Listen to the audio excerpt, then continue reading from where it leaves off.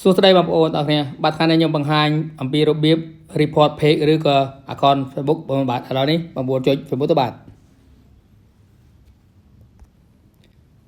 ទចុចមិនចឹងហើយបងប្អូនចុច laser យើងនេះបាទ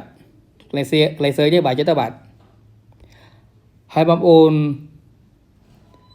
រកឈ្មោះ page ឬក៏ឈ្មោះ account ណាមួយមកបាទឥឡូវខ្ញុំឧទាហរណ៍ថា account ខ្ញុំនេះបាទ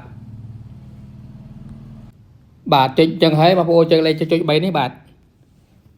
ជួនកាលលោកកន្លែងនេះបាទជួនកាលនៅលើនេះបាទចុចទៅបាទ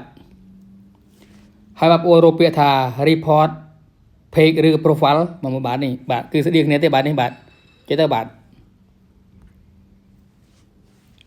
ចុចចឹងបានហើយបងប្អូនរកពាក្យថា something about this page ឬក៏ profile បងប្អូនបាទចុចទៅបាទ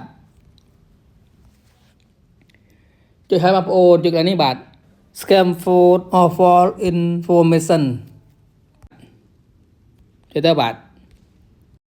ហើយបងប្អូនចុចកន្លែងនេះទៀតបាទ